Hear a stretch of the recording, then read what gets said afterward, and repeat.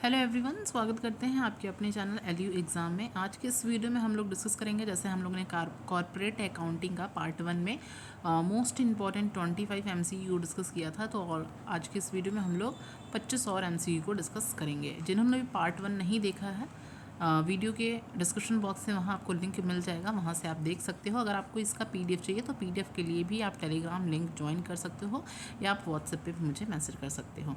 ठीक है, ये सारे के सारे क्वेश्चंस बहुत ज़्यादा इंपॉर्टेंट है आपके एग्जाम के लिए। तो स्टार्ट करते हैं। ऑलरेडी मैंने 25 क्वेश्चंस को डिस्कस कर चुका था। 25 क्वेश्चंस के आगे देख लेते हैं 26 नंबर क्वेश्चंस पे। अगर आपको कंप्लीट थ्योरी सेशन चाहिए तो कंप्लीट थ्योरी सेशन भी आपको डिस्क्रिप्शन बॉक्स में मिल जाएगा, या आप टेलीग्राम पे मुझे मैसेज कर सकते हो। वहाँ पर सारी जो भी कॉर्पोरेट हो गई बीआरएफ की वीडियोस आपको प्रोवाइड कर दी जाएंगी। बात करें क्वेश्चन नंबर 26 है। 26 अंडर राइटिंग कमीशन। आपने पढ़ा होगा अंडर राइटिंग जो कमीशन होता है, इसको हम किसके अंदर क्लासीफाई करते हैं। बेसिकली जो हमारी कैपिटल लॉस होती है, कैपिटल एक्सपेंडिचर होती है, जो भी रेवेन्यू एक्सपेंडिचर की डिफर्ड रेवेन्यू एक्सपेंडिचर। तो बात करें अंडर राइटिंग कमीशन, आपने बार बार हर एक क्वेश्चन और हर एक इस कॉन्सेप्ट में आपने पढ़ा होगा कि डिफर्ड रेवेन्यू एक्सपेंडिचर, ये भी पूछा जाता है कि जो डिफर्ड रेवेन्यू एक्सपेंडिचर होता क्या है। तो इसको याद रखिएगा कि अंडर राइटिंग कमीशन को किसके अंदर क्लासीफाई किया जाता है, तो डिफर्ड रेवेन्यू एक्सपेंडिचर के लिए। क्वेश्चन नंबर 27 है compulsory cancellation of the shares. मतलब ऐसे कुछ शेयर्स होते हैं, शेयर मीन्स अंश जो होते हैं उनको हम क्या करते हैं, कैंसिल कर देते हैं बाय द कंपनी। क्यों? क्योंकि वहाँ पर हम क्या करते हैं, जो भी अलॉटमेंट हुए हैं, चाहे अगर हम फर्स्ट कॉल की बात करें, सेकेंड कॉल की बात करें, for the non payment of allotment of call, तो उसे हम क्या बोलेंगे, surrender of shares, by back of share, for feature की ऑल ऑफ दिस। तो याद रखिएगा ऑप्शन नंबर सी हो जाएगा बिल्कुल सही। फॉर फीचर ऑफ शेयर्स का मतलब हुआ कि शेयर्स का वहाँ पर हम क्या करते हैं, कैंसिलेशन कर देते हैं। क्यों? क्योंकि वहाँ पर due to the non payment of the allotment of call. ठीक है, या तो हमने अलॉटमेंट या एप्लीकेशन पे पेमेंट नहीं किया, या जो भी हमारा फर्स्ट कॉल है उस पर। ठीक है, तो इस वजह से इसको बोलेंगे option number C third. Question number 28 है the profit on reissue of shares. अब पहले हमने शेयर इशू किया, फिर उसको क्या किया, कैंसिल किया, फिर उसको हम री इशू करते हैं। तो जो भी हमारा प्रॉफिट आया, द प्रॉफिट ऑन द री issue of the forfeited shares, उसको हम कहाँ ट्रांसफ़र करते हैं, जनरल रिजर्व में, कैपिटल रिजर्व में, कैपिटल रिडम्पशन रिजर्व में, कि इन्वेस्टमेंट अलाउंस रिजर्व में। तो बेसिकली ये काफ़ी इंपॉर्टेंट क्वेश्चन है, बहुत ज़्यादा रिपीटेड क्वेश्चन है ये, कि जो भी प्रॉफिट हमारा री इशू ऑफ फॉरफीटेड शेयर्स आता है तो उसको हम ट्रांसफ़र करते हैं, कहाँ पे करते हैं, that is capital redemption reserve में। ऑप्शन नंबर यहाँ पर सी हो जाएगा, that is capital redemption reserve में। क्वेश्चन नंबर 29 की बात करें, जो प्रेफरेंस शेयर होल्डर्स होते हैं, यहाँ पे एक और क्वेश्चन पूछा जाता है। यहाँ पर जो प्रेफरेंस शेयर होल्डर्स होते हैं वो क्या डेटर्स ऑफ द कंपनी होते हैं, देनदार होते हैं, लेनदार होते हैं, मीन्स क्रेडिटर्स होते हैं, या ऑनर्स ऑफ द कंपनी।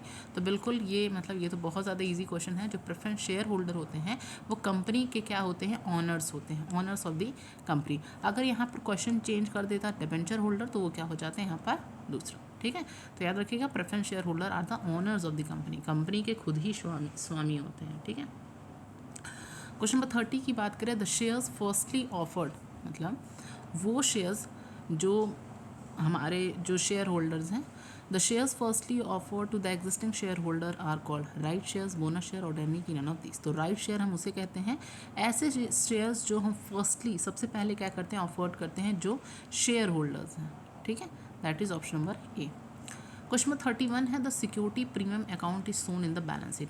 आप जब बैलेंस शीट बनाते होगे, ठीक, तो बैलेंस शीट में आप जब बनाए होगे तो वहाँ पर सिक्योरिटी प्रीमियम को हम कहाँ पर शो करते हैं, किस हेड के अंदर आता है, share and capital, reserve and surplus, secured loan की कम करंट लाइबिलिटीज़ पे।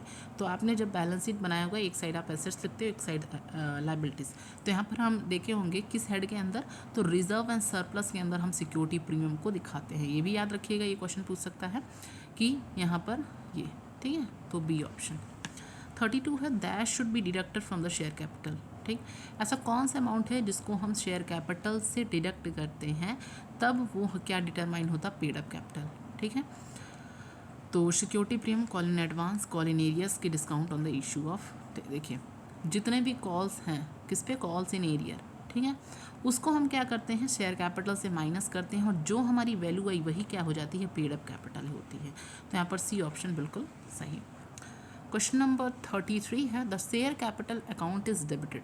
शेयर कैपिटल अकाउंट की बात करें, इसको डेबिट किया जाता है विद डैश वाइल फॉरफीटेड शेयर्स।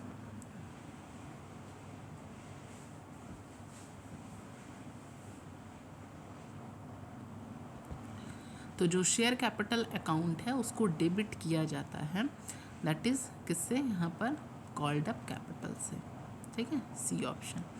34 है ऑन एन इक्विटी शेयर्स। अगर इसका आप कंप्लीट थ्योरी सेशन चाहते हो तो थ्योरी सेशन के लिए आप टेलीग्राम लिंक से ज्वाइन हो जाना, वहाँ आपको प्रोवाइड कर दिया जाएगा। On an equity shares of ₹20, ठीक है, क्या है यहाँ पर 20 रुपये इक्विटी शेयर है। कंपनी की जो कॉल्ड अप वैल्यू है 16 रुपये है, ठीक है, बट 14 रुपये ही रिसीव्ड हुआ है कंपनी से। तो बताओ शेयर कैपिटल अकाउंट कितने रुपए से क्रेडिट होगा। तो सिंपल सा क्वेश्चन है, यहाँ पर क्रेडिट किससे हो जाएगा, 16 से, क्योंकि यहाँ पर जो इक्विटी शेयर्स की आपकी अमाउंट थी वो 20 रुपये थी और कंपनी की जो कॉल्ड अप कैपिटल थी 16 थी और 14 वहाँ से क्या हुआ, रिसीव्ड हुआ। तो शेयर कैपिटल अकाउंट से बी क्रेडिटेड बाई 16, तो बी ऑप्शन बिल्कुल सही। 35 है बैलेंस ऑफ फॉरफीटेड शेयर्स। फॉरफीटेड शेयर्स का जो भी बैलेंस बचता है हम उसको कहाँ ट्रांसफ़र करते हैं, रेवेन्यू रिजर्व में, कैपिटल रिजर्व में, सीक्रेट रिजर्व के सिक्योरिटी फंड में। तो जो भी बैलेंस हमारा बचता है अगर फॉरफीटेड शेयर में, हम उसको कहाँ पर, कैपिटल रिजर्व में ट्रांसफ़र करते हैं, ठीक है, capital reserve. 36 when share are issued at a price higher than their face value. आपने पढ़ा होगा शेयर को इशू किया जाता है at par, at premium, at discount, लेकिन डिस्काउंट पे अब इशू नहीं किया जाता है, इसको कैंसिल कर दिया गया अकॉर्डिंग टू द, अगर हम सेक्शन बात करें कंपनीज एक्ट की, तो दो ही पर, एट पार और एक फेस वैल्यू और प्रीमियम पे किया जाता है। लेकिन यहाँ क्वेश्चन पूछा है अगर आपका प्राइस जो है यहाँ पर फेस वैल्यू से ज़्यादा है तो उसे हम क्या बोलेंगे, एट पार, प्रीमियम, डिस्काउंट, तो प्रीमियम बोलेंगे। मतलब 10 रुपये का शेयर्स अगर हम वहाँ पर 12 रुपये, तो 2 रुपये यहाँ क्या हो जाएगा, प्रीमियम, और 10 का शेयर्स हम 10 पे ही इशू कर रहे हैं तो यहाँ पर क्या हो जाएगा, एट पार, मतलब उसके फेस वैल्यू पे, तो प्रीमियम यहाँ क्या हो जाएगा, प्रीमियम, ठीक है। फेस वैल्यू से ज़्यादा रहेगा तो हम क्या हो जाएगा वहाँ पर, प्रीमियम। क्वेश्चन नंबर 37 है the shares of the company only can be forfeited after a given कितने डेज ऑफ नोटिस। ये काफ़ी इंपॉर्टेंट क्वेश्चन है क्योंकि यहाँ पर डेज से क्वेश्चन पूछा जाता है कि अगर मान लो जो कंपनी के शेयर्स हैं, अगर हम यहाँ बात करें कंपनी के जो शेयर्स हैं only can be forfeited after a given day dash days notice, 21 दिन के अंदर, 14, 7 की 3, तो कितना, 14 दिन के अंदर, 14 दिन के अंदर जो नोटिस दी जाती है, ठीक है, B option. 38 the forfeited shares can be reissued. जो फॉरफीटेड शेयर हम दोबारा उसको री इशू कर सकते हैं पार पे, प्रीमियम पे, डिस्काउंट पे, टी पे। तो यहाँ पर देखिए डिस्काउंट पे नहीं होगा, यहाँ पे सिर्फ हो जाएगा पार और प्रीमियम पे, याद रखिएगा।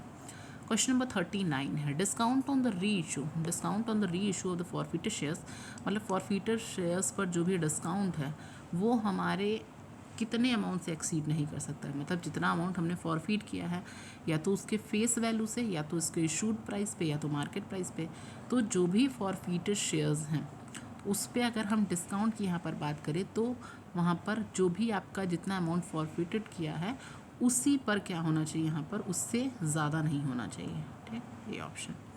40 नंबर क्वेश्चन देख लेते हैं। The preference shares can not be redeem. Preference shares को हम दोबारा रिडीम नहीं कर सकते at a par, at a premium, at a discount के ऑल ऑफ दिस। तो ऑप्शन नंबर सी हो जाएगा एट अ डिस्काउंट, ठीक है। तो ये कुछ इंपॉर्टेंट क्वेश्चन थे, 25 MCQ थे। बाकी के MCQs को हम लोग नेक्स्ट वीडियो में कवर करेंगे। और किसी भी अगर टॉपिक से रिलेटेड अगर आपको MCQ चाहिए तो कमेंट सेक्शन में पिन कर सकते हो। टेलीग्राम लिंक से ज़रूर ज्वाइन हो जाए अगर आपको इसका PDF चाहिए। Okay, thank you.